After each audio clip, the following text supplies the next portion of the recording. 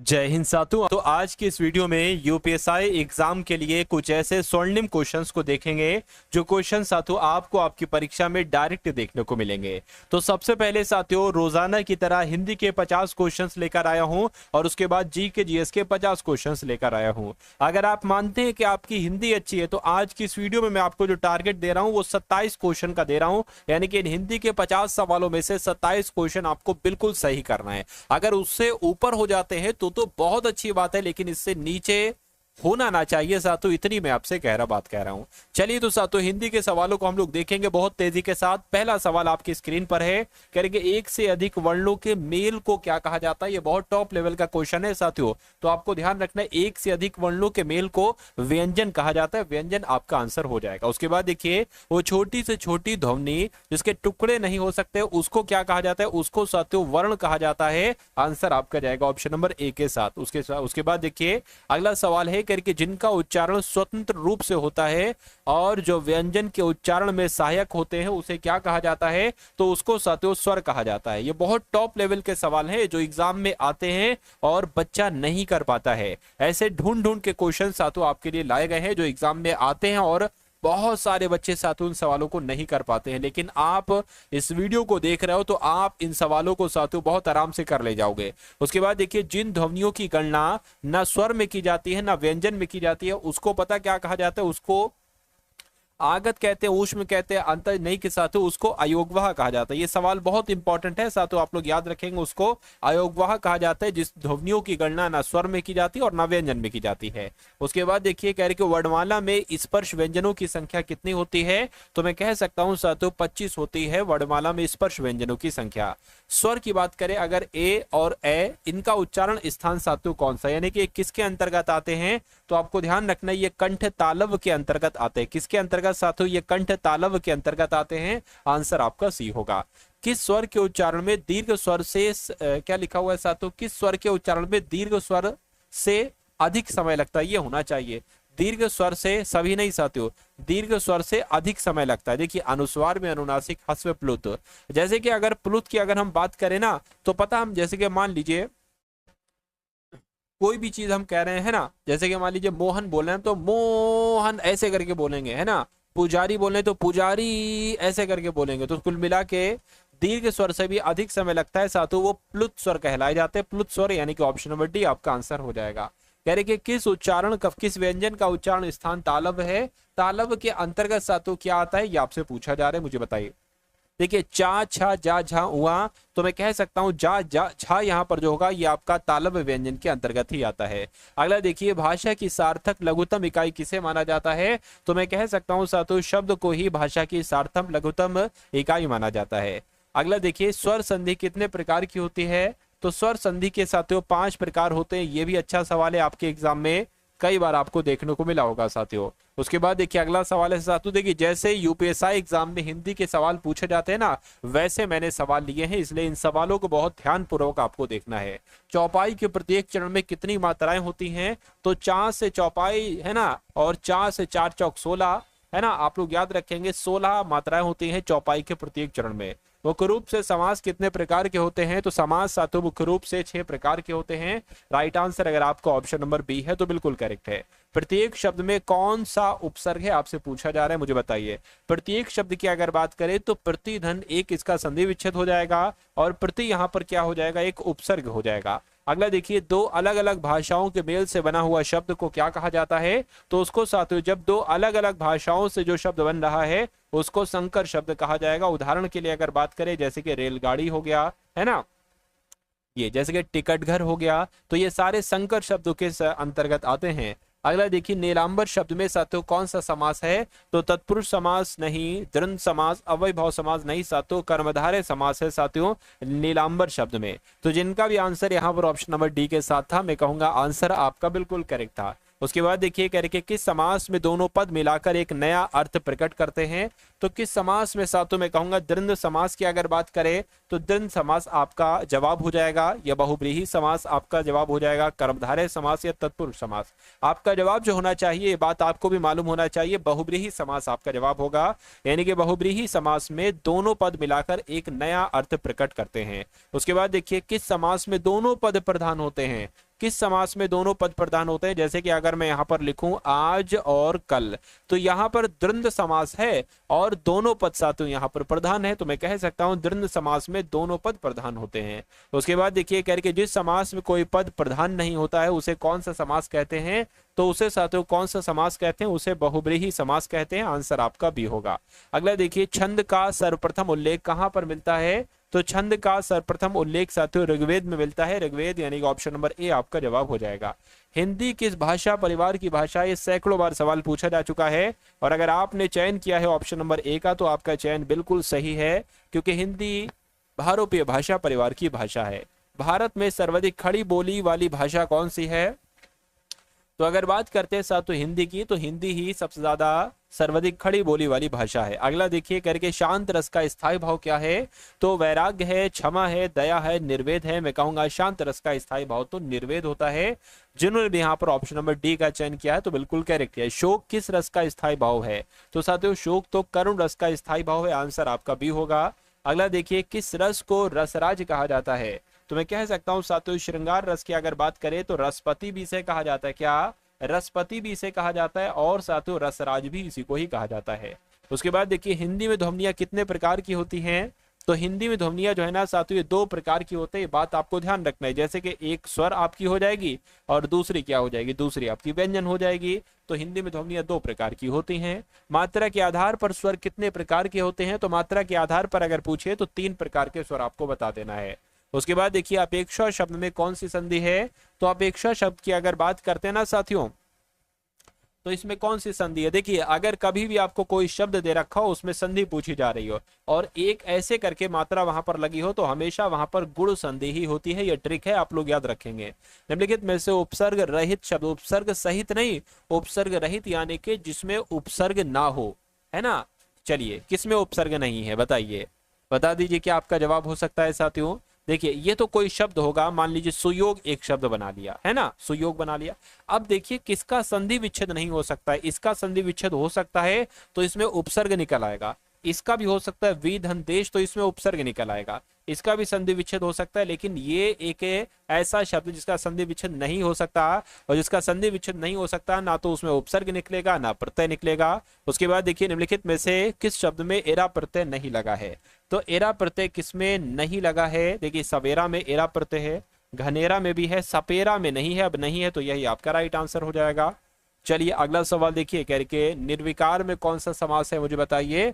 तो निर्विकार की अगर हम बात करें ना साथियों, निर्विकार में आपका अव्यय भाव समास हो जाएगा। अव्यय भाव समास आपका बिल्कुल करेक्ट आंसर है। उसके बाद देखिए अगला सवाल है, यहाँ पर मक का विलोम आपसे पूछा जा रहा है। वाचाल लोह शाप, यहाँ पर मूक होना चाहिए, है ना, क्योंकि यहाँ पर मूक का विलोम लिखा है, मक का विलोम नहीं लिखा है। मक कोई शब्द ही नहीं होता है पहली बात, तो मूक का विलोम साथियों वाचाल होता है। आंसर आपका ऑप्शन नंबर ए होगा। मुक्ति पाने का इच्छुक वाक्यांश के लिए एक सार्थक शब्द बताइए साथियों, क्या होगा? जो मुक्ति पाने की इच्छा रखता है उसको क्या कहा जाता है? उसको साथियों मुमुक्षु कहा जाता है। मुमुक्षु आपका जवाब हो जाएगा। निम्न में से देशज शब्द कौन सा है साथियों मुझे बताइए। तो देशज शब्द की अगर हम बात करें, वत्स, नारियल, रेवड़, है ना, या साथियों पछतावा। मैं कहूंगा रेवड़ आपका ये देशज शब्द हो जाएगा।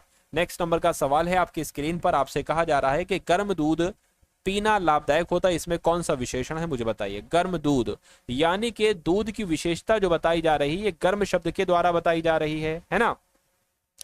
तो ये दूध का एक गुण बताया जा रहा है, विशेषता तो बताई जा रही है लेकिन एक गुण बताया जा रहा है। तो इसमें कौन सी विशेषण होगा? मैं कहूंगा इसमें साथियों आपका गुणवाचक विशेषण हो जाएगा। गुणवाचक ऐसे करके इसको बना लीजिए, तो आंसर आपका जाएगा ऑप्शन नंबर बी के साथ। जिस वाक्य में क्रिया का सीधा फल कर्म पर पड़ता है उसको क्या कहा जाएगा? सीधा फल कर्म पर पड़ता है, तो जाहिर सी बात है उसमें सकर्मक क्रिया ही होगी। सकर्मक क्रिया आपका साथियों बिल्कुल सही जवाब हो जाएगा।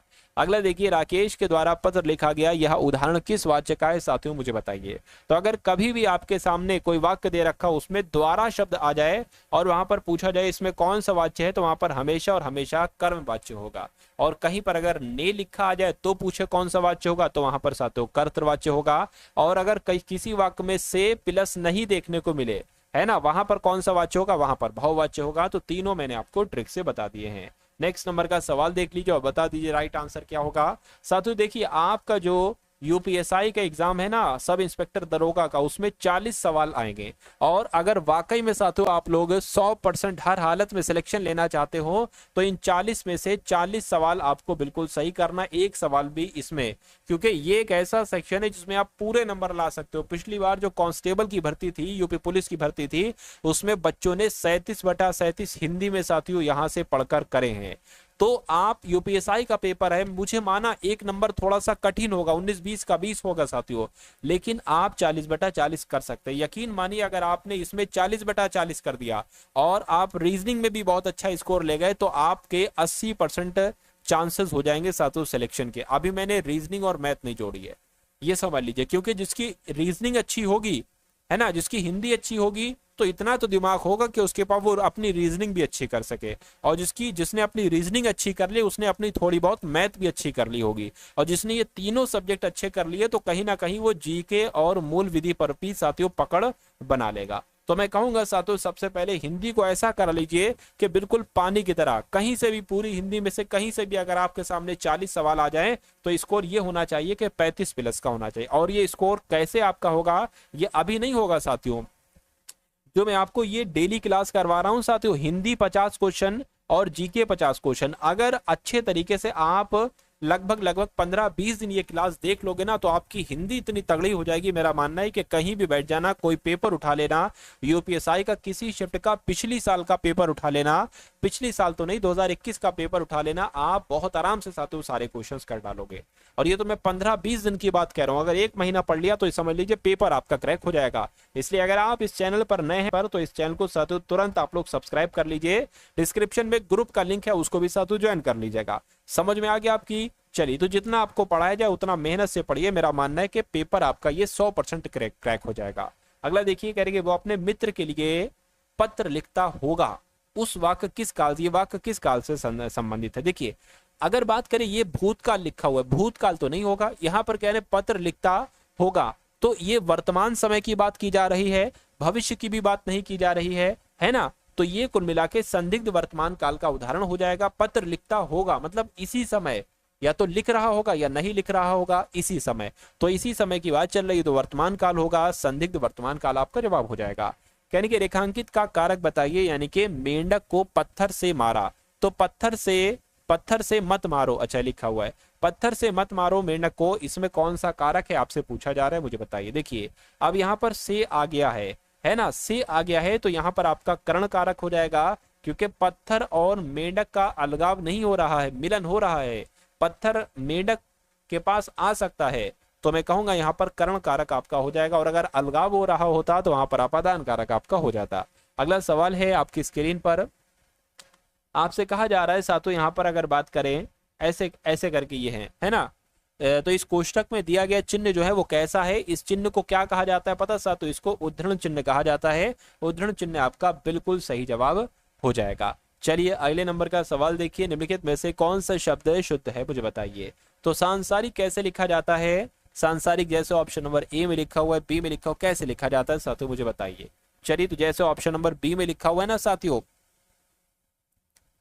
ऐसे लिखा जाता है, और जिनका आंसर यहाँ पर बी है तो बिल्कुल करेक्ट है। उसके बाद देखिए ये जो कोष्टक में आपको चिन्ह दिख रहा है ये कैसा चिन्ह है, योजक चिन्ह तो नहीं है, लाघव चिन्ह नहीं है, निर्देशक चिन्ह भी नहीं है, ये साथियों एक तरीके से अगर बात करते हैं ये त्रुटि परक चिन्ह यानी कि हंसपद भी कह सकते हैं साथियों, या त्रुटि परक चिन्ह भी इसको कह सकते हैं। आंसर आपका ऑप्शन नंबर डी होगा। अगला देखिए, निम्नलिखित में से कौन सा शब्द शुद्ध है, तो इसमें से कौन सा शब्द शुद्ध है। आशीर्वाद कैसे लिखा जाता है, मैं कहूंगा आशीर्वाद जैसे ऑप्शन नंबर ए में लिखा हुआ है ऐसे लिखा जाता है, और ऐसे जिनका आंसर ऑप्शन नंबर ए हो जाएगा तो बिल्कुल करेक्ट हो जाएगा। उसके बाद देखिए अगला सवाल है, कहने के निम्नलिखित बालू से तेल निकालना ये एक मुहावरा है, इस मुहावरे का मतलब क्या होता है बताइए। शीघ्र नष्ट होने वाली वस्तु, असंभव कार्य करना, है ना, बिल्कुल बालू से तेल निकालना तो एक असंभव कार्य है, यानी कि असंभव कार्य को करने को कहा जाता है बालू से तेल निकालना। कभी बालू से तेल क्या निकल सकता है, मैं तो कहूंगा नहीं निकल सकता है।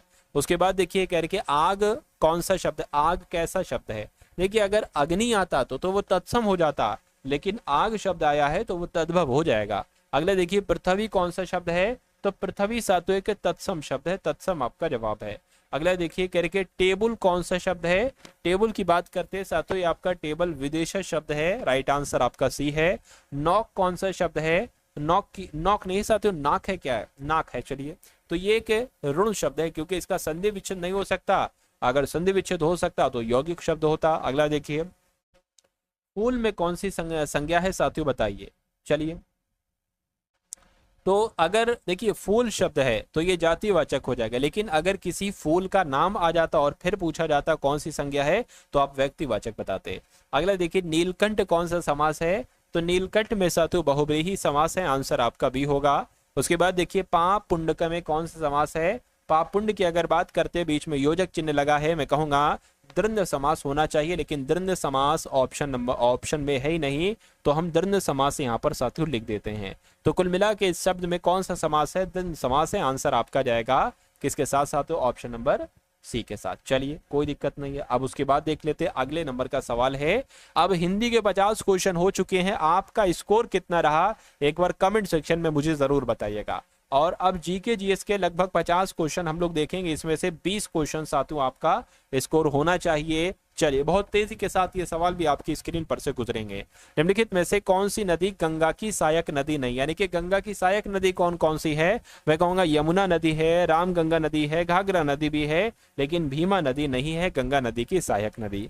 उसके बाद देखिए, निशागंधी नृत्य उत्सव किस राज्य में मनाया जाता है, तो ये साथियों किस राज्य में मनाया जाता है, ये केरल में मनाया जाता है, राइट आंसर आपका बी होगा। उसके बाद देखिए, कह रहे कि वांगला किस राज्य का प्रसिद्ध लोक नृत्य है, तो वांगला नृत्य कहां पर किया जाता है मुझे बताइए, तो ये साथियों मेघालय में किया जाता है वांगला नृत्य, आंसर आपका डी होगा। उसके बाद देखिए, अल्लाह रखा किस घराने के प्रसिद्ध तबला वादक हैं, तो अल्लाह रखा खां की अगर बात करते ये साथियों पंजाब के घराने के प्रसिद्ध तबला वादक हैं। सही जवाब अगर आपका है ऑप्शन नंबर सी, तो बिल्कुल करेक्ट है। सरिस्का टाइगर रिजर्व कहां पर स्थित है, तो सरिस्का टाइगर रिजर्व ये आपको मालूम होना चाहिए साथियों राजस्थान में स्थित है।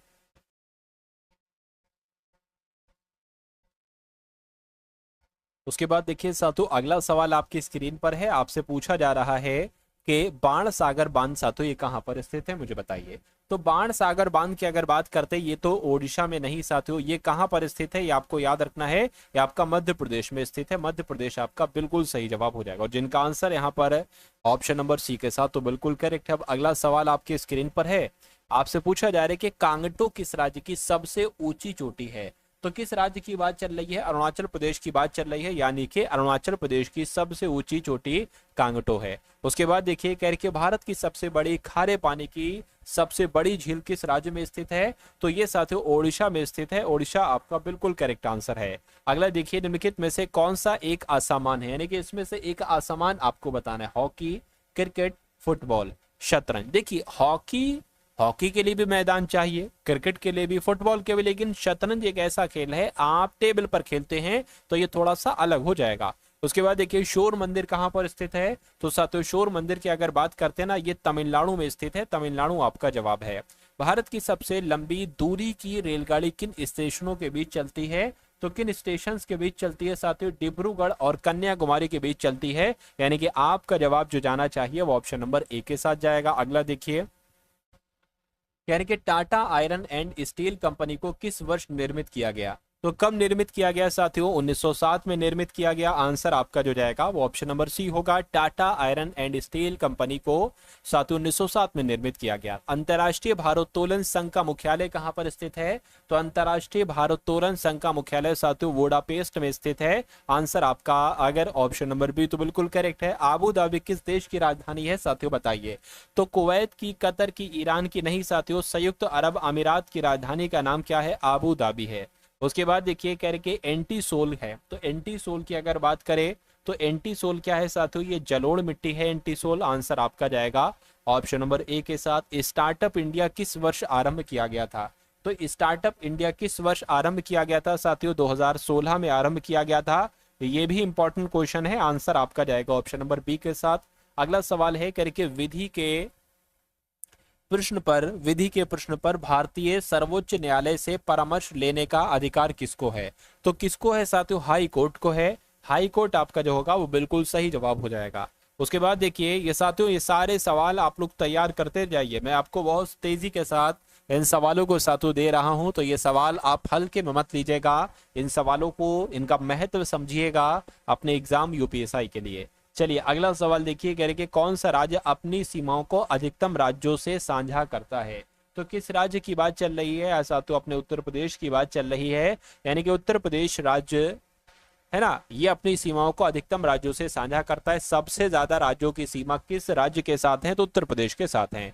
उसके बाद देखिए अगला सवाल आपकी स्क्रीन पर है, कह रहे कि आतिवादियों तथा उदारवादियों के पुनर्मिलन की प्रक्रिया में प्रमुख कौन थे? तो कौन थे? यानी बेसेंट, जिन्ना, मैडम भीकाजी कामा, नहीं साथियों फिरोज शाह मेहता थे। फिरोज शाह मेहता आपके सवाल का जो होगा वो बिल्कुल सही जवाब हो जाएगा। अगला देखिए, निम्नलिखित में से कौन सा तत्व मनुष्य में प्राकृतिक रूप से नहीं होता है?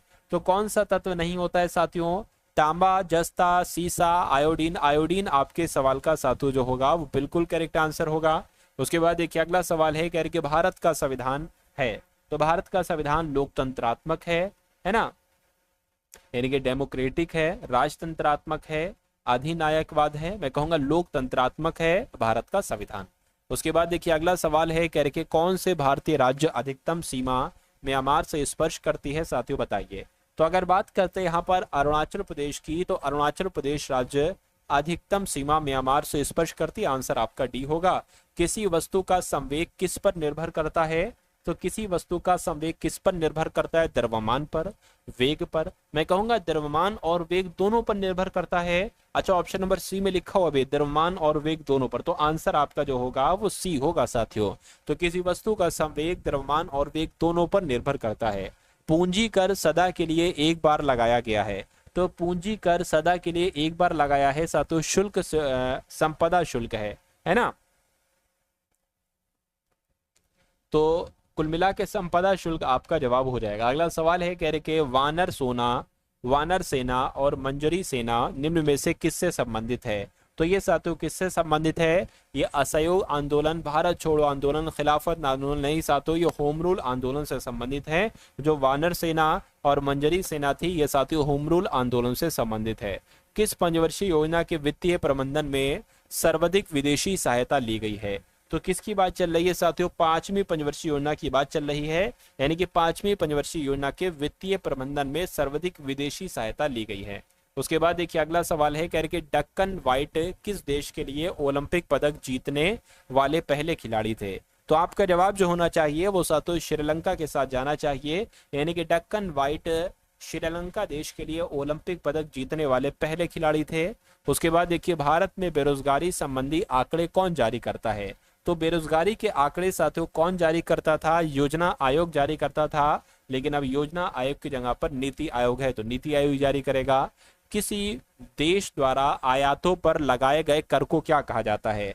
तो किसी देश द्वारा आयातों पर लगाए गए कर को सीमा शुल्क कहा जाता है। ये साथियों मोस्ट इंपॉर्टेंट क्वेश्चन है साथियों, मोस्ट इंपॉर्टेंट क्वेश्चन, इसलिए आप इसको याद रखेंगे, आपकी परीक्षा में ये क्वेश्चन देखने को मिलेगा। अगला सवाल देखिए साथियों, 80 सवाल आपके यहाँ पर हो चुके हैं और 20 सवाल और बाकी हैं। कह रहे कि कौन सी नदी भ्रंश घाटी से होकर बहती है? तो कौन सी नदी? मैं कहूंगा साथियों ताप्ती नदी या तापी नदी, ये भ्रंश घाटी से होकर बहती है। अगला देखिए, थिरुवथिरा उत्सव किस राज्य में मनाया जाता है?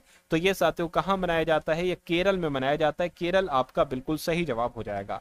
अगला सवाल है, कह रहे कि बुइया नृत्य शैली किस राज्य से संबंधित है? तो बुइया नृत्य शैली की अगर हम बात करें ना, तो ये साथियों अरुणाचल प्रदेश से संबंधित है।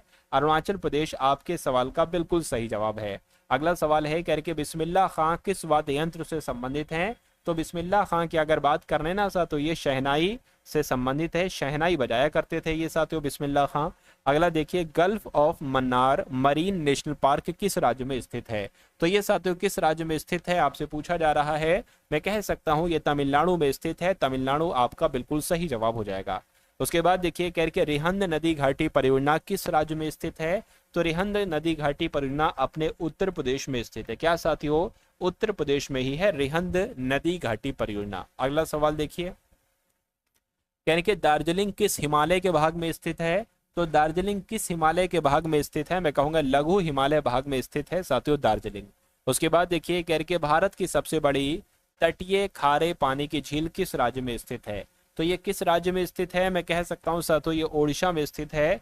ओडिशा आपका जवाब हो जाएगा। भारत की सबसे बड़ी तटीय खारे पानी की झील ओडिशा में ही स्थित है। उसके बाद देखिए, निम्नलिखित में से नृत्य का शास्त्रीय रूप कौन सा है?